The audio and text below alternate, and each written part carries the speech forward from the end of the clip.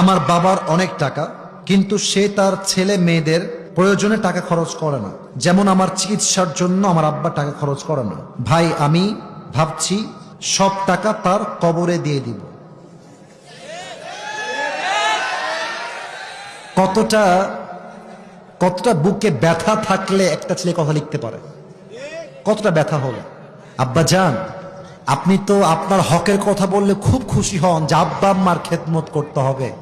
মাথায় রাখবেন, সন্তানের জন্য আব্বা আম্মার খেদমত করা যেমন ফরজ, সন্তানের প্রত্যেকটা হক আদায় করা বাবার জন্য মায়ের জন্য উভয়ের জন্য ফরজ আইন। যুবক ভাইরা বলো। হ্যাঁ, অনেক বাবা আছে। আমার এখনো মনে আছে, আমি আলহামদুলিল্লাহ আপনাদের দোয়া ভালোবাসা, আমি এই ছোট্টবেলায় কোরআনের হাফেজ হয়েছি আলহামদুলিল্লাহ। এবং এটা অনেক ছাত্র তোমাদেরকে দেখলাম, মাদ্রাসার ছাত্র, ইয়াতিমখানার ছাত্র, এই মাদ্রাসার ছাত্র।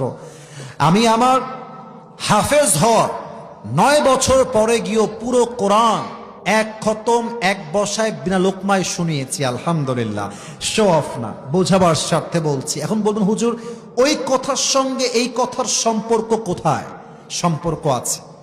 আব্বা আম্মা যখন খরচ দেয়, ছেলের যত্ন নেয়, ছেলে একদিন মানুষের মতো মানুষ হয়। আর বাপ যদি অমানুষ হয়, ছেলের যত্ন না নেয়, ছেলে একদিন ডাকাত চোর হয়ে বের হয়। এবং আপনি আপনার সন্তানকে আজকে খরচ দিচ্ছেন না আব্বা জান, একদিন আপনার ছেলে নিজের পায়ে দাঁড়াবে, একদিন সে জিরো থেকে হিরো হবে, একদিন তার চাকরি হবে, একদিন তার বড় ব্যবসা হবে। আজকে আপনি আপনার ছেলেকে সামর্থ্য থাকা সত্ত্বেও খরচ দিচ্ছেন না। আপনার ছেলে বড় হলে আপনাকে বৃদ্ধাশ্রমে রেখে আসবে।